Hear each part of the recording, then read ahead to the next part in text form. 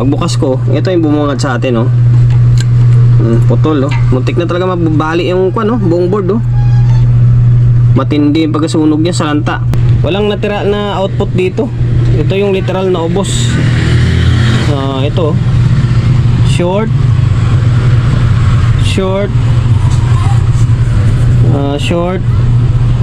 wala nang bloke yan, ha. Binanggal ko na yung bloke. Short, ito hindi na kailangan i-check to kasi butas na, eh. Joson na naman. Joson na Uranus blue panel. Okay, Joson Uranus na power amplifier. Ito, shoutout muna sa mayari nito na taga Cavite. Maraming salamat, sir, sa pagkakatiwala mo ng unit mo rito sa akin. Galing Cavite pa ito, dalawa yung dinala rito sa akin, eh. Itong Joson Uranus, tapos yung isa doon na original na Kenwood. Okay, Kenwood na amplifier. Ito naman, Joson Uranus. Ang issue naman ito ay ito. Sabi ni Bossing, may umusok daw. Pag usok, pinatay niya agad. Kaso, pagbukas ko, ito yung bumungad sa atin, oh. Putol, oh. Muntik na talaga mababali yung buong board, oh. Matindi yung pagkasunog niya sa lanta. Sa ganitong klaseng sira, sigurado ubos lahat ng output nito. Sa ganitong kalagayan, lalo na wala pang fuse ito, yari ito. Ngayon, ang gagawin natin dito ay repair and then fix bias natin, tapos lagyan ng fuse. Sa totoo lang, medyo mababa yung pinag-usapan namin ni sir, kasi ang presyo na binigay ko sa kanya ay presyo lang ng pag-fix, lagay na fuse. Ito kasi mas malala to.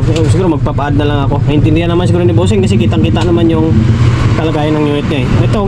Ito guys, and then disclaimer. Baka sabihin nyo na naman na paulit-ulit na lang yung video natin. Kailang, ganun talaga, paulit-ulit. Kasi nga, paulit-ulit lang din yung mga unit na dinadala rito sa atin. Oronachi brand lang, okay? Ngayon, kaya ako ginawa ng video ito kasi nga, dinala ni Bossing dito, eh. Galing Cavite pa, dinala rito para magawa, and then gusto niya makita kung paano natin gawin yung unit niya. Kaya wala kayong magawa kundi panoorin na lang. Kung ayaw nyo panoorin, okay naman, scroll up, scroll down, or hanap yun ibang video. Okay, ngayon baklasin ko na ito, diretso na agad tayo. Baklasin natin dalawang channel na to, tapos hanapin natin yung dapat hanapin dito. Tanggalin yung mga dapat tanggalin ng mga pyesa. Okay, channel 2 lang muna yung binaklas ko. Lintik, literal talaga na sunog ito din. Yung mga drive sa loob, oh. Biyak na biyak, oh. Biyak na biyak ito. Muntik na maputol yung board, oh. Ay nako, iba ko kung magagawa pa natin to. Sana magawa pa natin. Sana magawa pa natin to. Ano yung itsura niya, oh. Grabe siya, oh. Okay. Hanapin na natin to. Bunutin yung dapat bunutin. Hanapin yung dapat hanapin dito. Pinakita ko lang sa inyo yung kalagayan niya. Okay. Binunot ko na yung mga bloke. Confirm. Ubos talaga. Ubos talaga. Walang natira na output dito. Ito yung literal na ubos. Ito.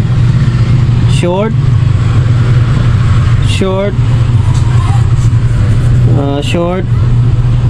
Wala nang bloke yan, ha. Binanggal ko na yung bloke. Short. Ito, hindi na kailangan i-check to kasi butas na, eh. Ito. Short. Okay,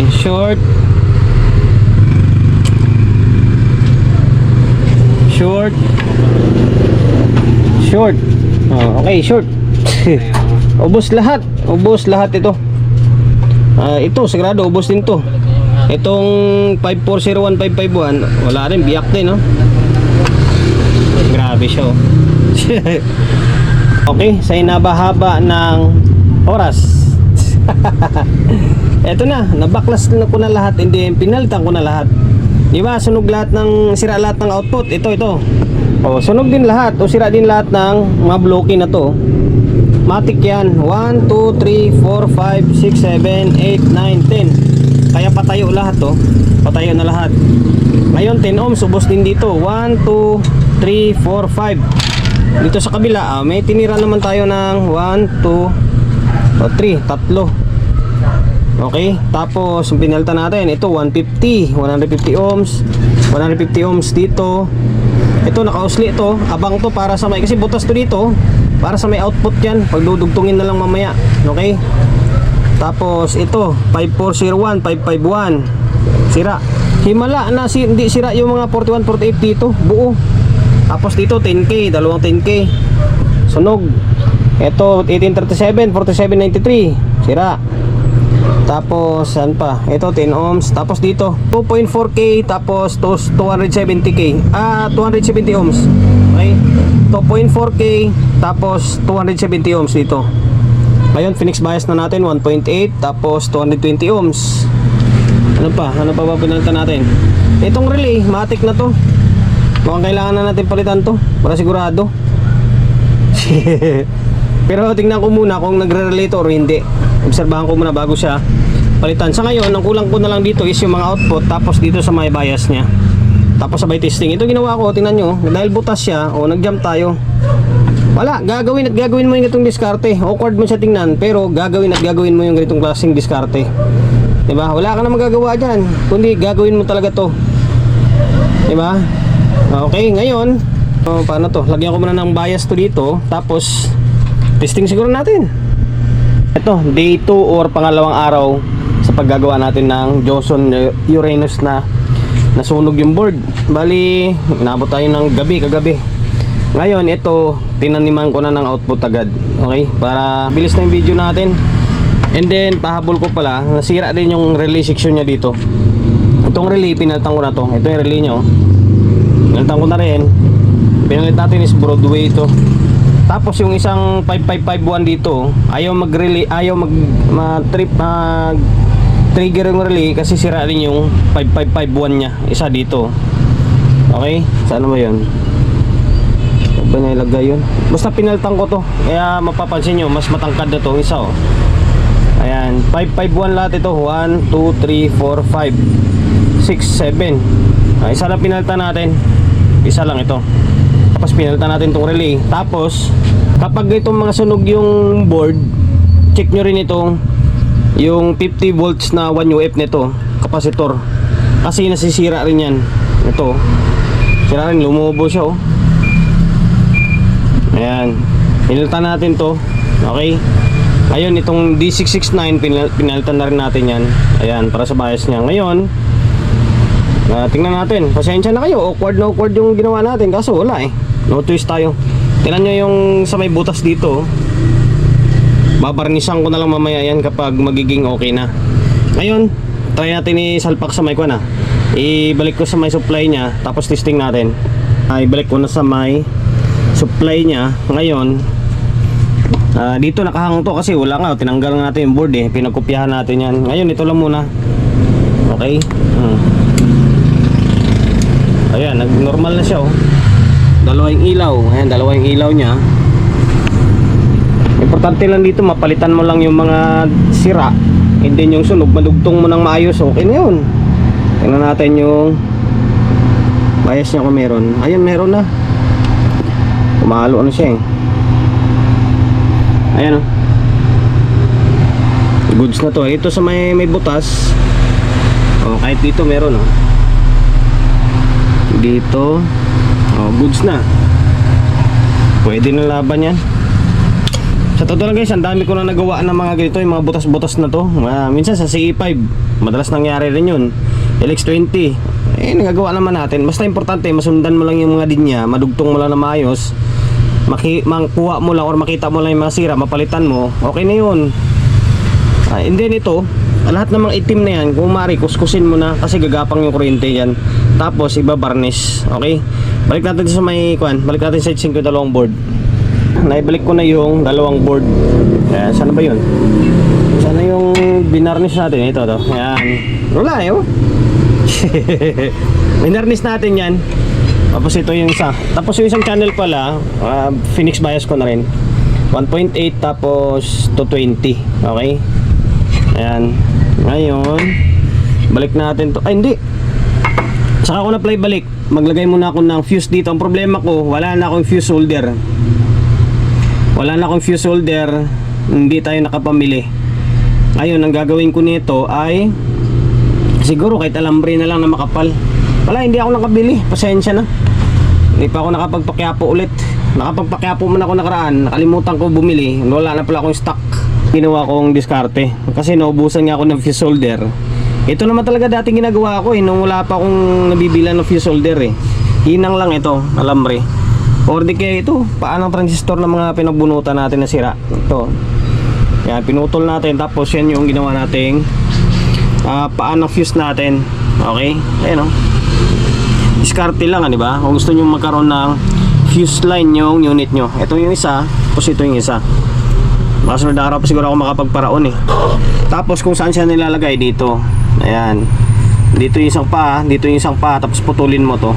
Putulin mo yan, yan magiging silbing fuse line. Okay? Tapos same din dito sa isa. Ganun dito rin. Ayan, dito naman siya. Positive side, negative side dito. Ngayon, hindi ka makapaglagay dyan kung hindi mo iangat ito. Diode dito diode, okay? Diode to. Ganito siya Yan. Kailangan iangat mo to. Yan, para makapaglagay ka ng fuse din sa may kabila. Okay? Ito na, magiging kalabasan niya. Dalawa na.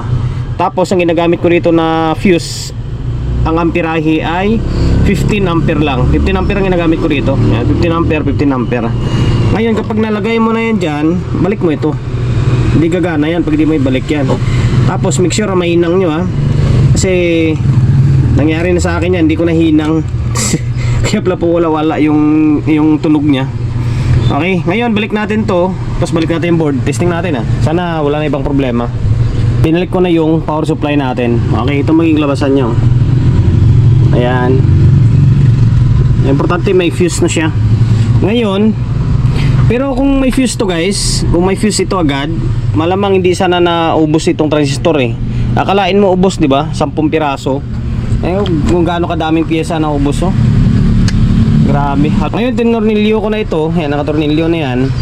Tapos may nakakabit na speaker yan, dalawa. Okay, yan Tapos may audio input. Itong cellphone natin na isa. Kaso yung nakakabit na speaker is sub. Okay? Tingnan nyo. Yan. Yan, normal na siya. Ngayon, naka-play na yung cellphone natin. Channel 1. Yan. Wala namang problema yung channel 1 Ngayon, itong channel 2. Ayan.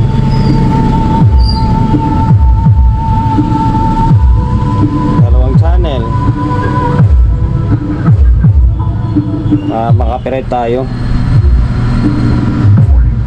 Ang may bigay ko lang talaga na tip sa inyo, tulad nitong buo pa yung kabilang side, is meron kayong paggagayahan. Kung ano yung mga linya dito, gayahan nyo lang papunta rito, di ba? Tapos i-wiring nyo na lang, huwag kayong mahiya or matakot. Nahiya kayo dahil pa ibabas kayo or sabihan kayo na hindi maganda. Wala ganun, ano magagawa mo? Putol nga di ba? Putol nga yung board kailangan mo mag-jump ng wire. Alam mo yung akin daming wire, di ba? Gagawin mo yan para mapagana mo lang yung isang unit. Dami ko na nagawang ganyan. Okay naman, wala namang bumalik wala namang back job. Ang importante is mapagana mo siya ng maayos or may dugtong mo siya ng maayos. Okay? Basta nandyan yung kabilang side, buo pa, laking bagay na magagawa mo. Pero kung pares sila sunog, ay mag-aantay ka ng ibang unit na dadalhin sa'yo, nakaparehas niya para makapagkuha ka ng ideya. Okay? Yan. Okay, hanggang dito na lang.